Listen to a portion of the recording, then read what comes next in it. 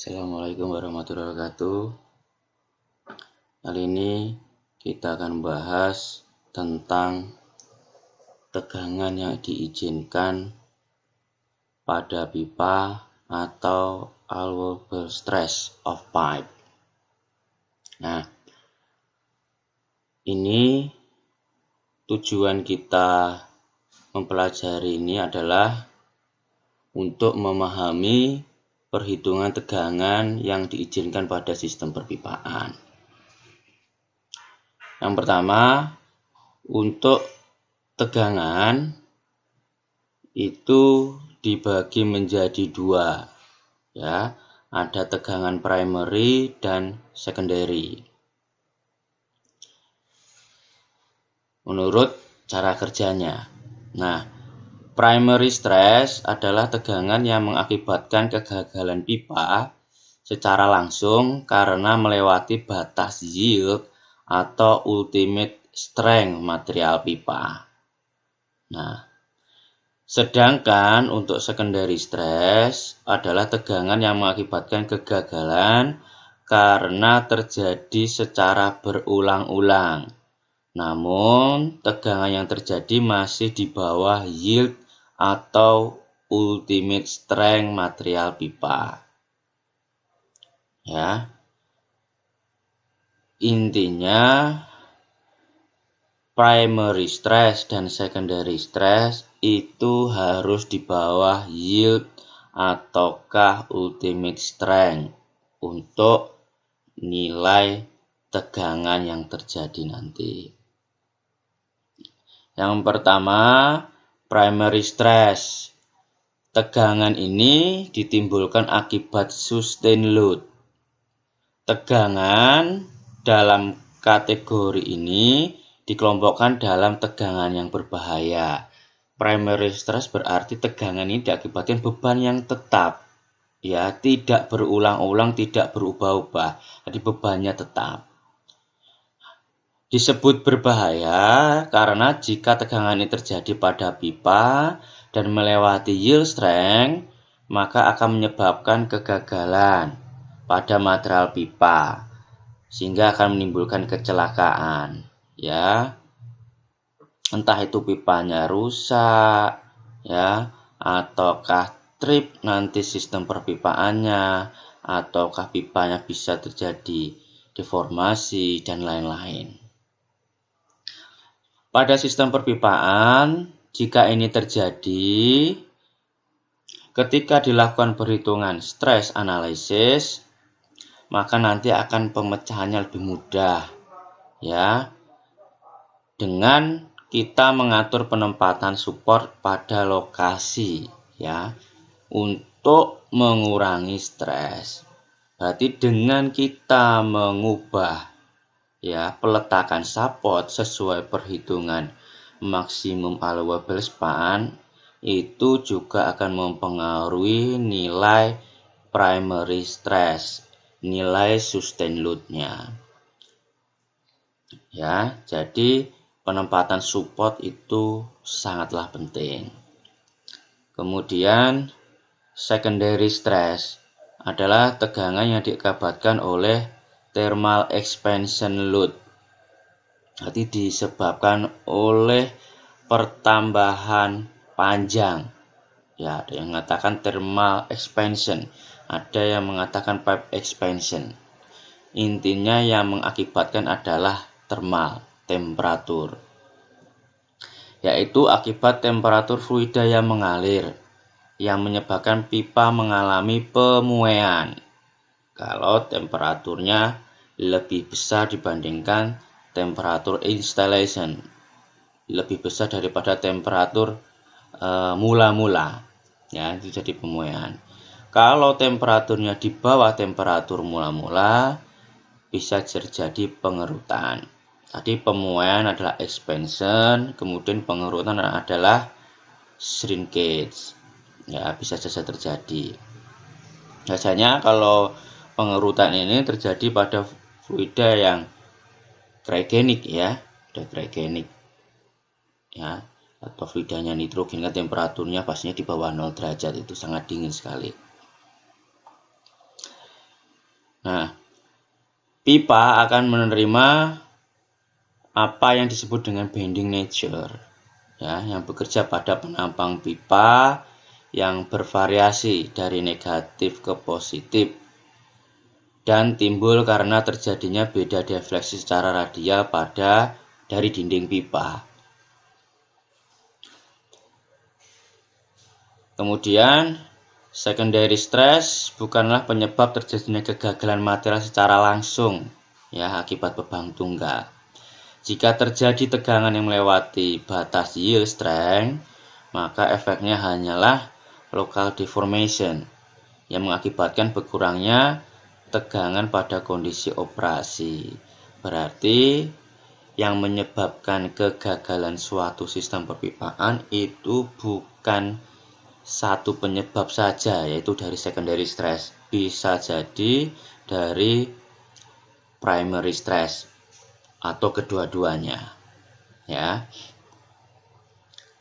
Jika tegangan ini terjadi berulang-ulang, maka akan timbul apa yang disebut local strain ring, ya, yang berpotensi menyebabkan timbulnya fatigue failure, ya, kegagalan diakibatkan kelelahan dari suatu sistem perpipaan. Nah, secondary stress ini disebut juga dengan expansion stress atau displacement stress range, ya. Komponen expansion stress itu terdiri dari bending stress SB dan torsional stress ST. Kombinasi untuk menentukan besarnya expansion stress yaitu SE sama dengan akar SB pangkat 2 ditambah ST pangkat 2, ya. Itu untuk menentukan nilai secondary stress atau expansion stress. Nah, yang ini tadi primary stress itu sudah saya jelaskan di materi sebelumnya, yaitu bisa saja terdiri dari longitudinal stress, hub stress atau circumferential stress, ya. Kemudian ada radial stressnya, itu termasuk kategori primary stress. Nah, di sini secondary stress mengakibatkan oleh temperatur. Nah, kemudian masuk ke tegangan yang diizinkan atau allowable stress. Allowable stress adalah suatu batasan stres atau tegangan yang diizinkan yang terjadi pada pipa. Ya, allowable stress dapat dibedakan dari penyebabnya, dari primary stress atau secondary stress. Untuk primary stress, ya, akibat dari sustain load disebut cold allowable stress, ya. Dan untuk secondary stress atau expansion stress disebut allowable stress range. Berarti untuk primary stress itu nama tegangan yang diizinkan adalah cold allowable stress. Untuk allowable-nya secondary stress itu disebut allowable stress range.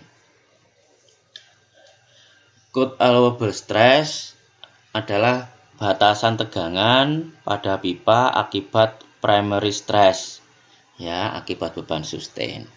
Jadi nanti kita pakai ini. Nah, besarnya cold allowable stress bergantung pada material pipa, ya. Kemudian bergantung pada temperatur juga, ya. Kita dapat melihatnya pada apendik A ASME B313, tepatnya tabel A1, basic allowable stress, ya, yang menunjukkan tegangan dasar yang diizinkan, ya, benar, basic allowable stress. SC adalah batasan tegangan pada temperatur mula-mula, ya, temperatur dingin atau murah-murah, cold stress, ya.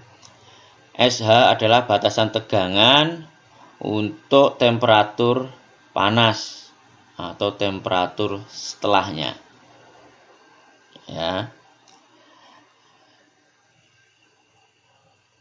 Kemudian untuk menentukan besar batasan tegangan, nah ini menurut Agustinus,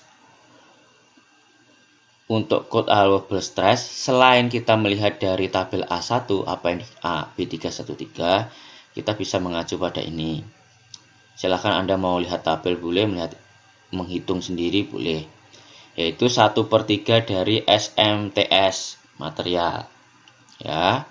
Kemudian tensile strength 1/3 kali tensile strength pada temperatur pengujian, ya. Jadi 1/3 dari tensile strength pada temperatur pengujian. Ini perlu kita melakukan pengujian, ya. Tapi kalau yang atas ini 1/3 kali SMTS, kita tidak perlu lakukan pengujian, cukup kita lihat tabel dari A1. Kita cari kolom SMTS-nya, specify minimum tensile strength-nya. Tapi kalau yang appendix A tadi, kita cukup melihat nilai basic allowable stress berdasarkan temperaturnya. Kemudian 2/3 dari SMYS, ya, itu bisa kita lihat SMYS juga sama dari tabel A1, tapi kita kalikan SMYS-nya dengan 2/3. Nah, untuk allowable pada kondisi occasional, ya, yaitu adalah 1,33 kali basic allowable stress dari tabel A1 tadi, ya. Yaitu, nah, dengan formula ini. Occasional load ini disebabkan oleh apa? Disebabkan oleh angin, oleh gempa, ya, bisa, ya. Kemudian oleh ombak, itu termasuk occasional. Occasional bisa kita namakan dengan quasi dynamic, semi dynamic. Hati benar-benar tidak murni beban dinamis, tapi masih termasuk beban statis, ya. Kemudian selanjutnya adalah allowable stress range, yaitu batasan tegangan untuk secondary stress, ya, berupa thermal load yang terjadi pada material pipa. Nah, pada material pipa ini bebannya secara berulang, ya, seperti beban thermal atau ekspansi, ya. Dan ini akan menyebabkan terjadinya fatigue, ya, karena bebannya secara berulang-ulang. Nah, mengingat kegagalan adanya beban berulang dapat mengakibatkan kegagalan, maka allowable stress-nya berhubungan dengan siklus, ya. Untuk kondisi ekspansi thermal menurut B313, tegangan izinnya adalah SA sama dengan 1,25 dikali SC ditambah 0,25 SH. Nah, ini sudah pernah Anda dapatkan kan sebelumnya. Untuk menghitung formal analysis, sistem pipa Anda fleksibel atau tidak. Allowable stress ini akan menyebabkan sistem perpipaan aman beroperasi, ya. Contohnya misalkan dalam siklus 7.000 kali tanpa kegagalan. Itu contohnya, ya. Sehingga dari formula ini diturunkan lagi dan dihubungkan dengan siklus. Nilai formulanya adalah SA sama dengan F dikali 1,25 dikali SC ditambah 0,25 SH, ya. Kemarin sudah. SC yaitu tegangan izin temperatur mula-mula atau sistem belum beroperasi, ya, cold stress. Kemudian SH adalah nilai tegangan izin waktu sistem sudah beroperasi, hot stress. Nah, F adalah stress ring factor, ya. Stress ring faktor ini kita bisa cek dari ASME B313. Jika nilai cycle kita kurang dari sama dengan 7000, maka nilai F-nya adalah 1. Ya. Jika nilainya kita 7000 di antara 7000 sampai 14.000 dan di bawahnya maksimal 14.000, maka nilainya 0,9. Sebenarnya untuk memperhitungkan SA ini tadi, kita sebenarnya perlu sekali untuk memperhitungkan ini. Kadang beberapa pemodelan sistem perpipaan menggunakan software atau perhitungan manual, dan orang-orang hanya memberikan nilai default saja 1. Ya. Padahal ada beberapa pertimbangan siklus ya seperti ini. Jadi perlu dipertimbangkan lebih lanjut. Saya lanjutkan. Ini salah satu contoh untuk penentuan allowable stress range. Ya. Bagaimana untuk mendapatkan nilai siklusnya atau cycle-nya.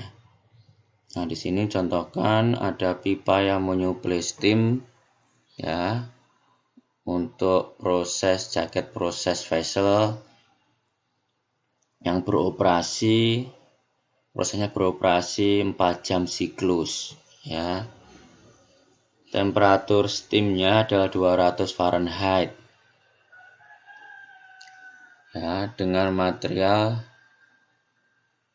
pipe seamless low intermediate alloy steel pipe ASTM A35 5 krom setengah molybdenum ya.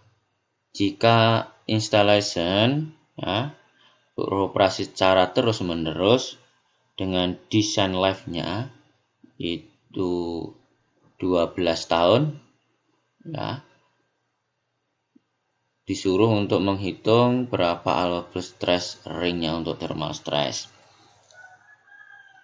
Nah, allowable stress code SC-nya ya itu adalah 20.000 PSI. Ya, itu sebelum beroperasi. Ya, kisaran 200 Fahrenheit tadi. Nah, setelah beroperasi di sini adalah temperaturnya 325 Fahrenheit, tidak disebutkan di soal. Nah, itu nilainya adalah 18.100 PSI. Berarti semakin tinggi temperatur, nilai allowable stress-nya semakin kecil. Ya. Kalau Anda lihat di bukunya Sam Kanapan itu tabel A3, tapi ini sumbernya semuanya dari tabel A1 ASME B313. Kemudian menghitung number of cycle. Ya. 24 bagi 4 berarti selama 24 jam ya dibagi jumlah siklusnya 4 jam ya, berarti beroperasi selama 6 siklus ya, 6 kali siklus karena 4 jam sekali beroperasi. Kemudian dikali 365 yaitu jumlah hari dalam 1 tahun dikali 12 tahun desain life-nya, sehingga nilai cycle-nya adalah 26.280 ya. Itu F-nya adalah 0,7. Kita lihat dari tabel sebelumnya tadi. Untuk N-nya adalah 22.000 sampai 45.000 cycle. Kan 26.000 di antara ini, sehingga nilainya adalah 0,7. Langsung aja kita masukkan ke SA sama dengan F dikali 1,25 SC ditambah 0,25 SH. Sehingga SA-nya dimasukkan nilainya di sini ya. adalah 20.667 pound square inch atau PSI. Nah, itu cara untuk menentukan SA.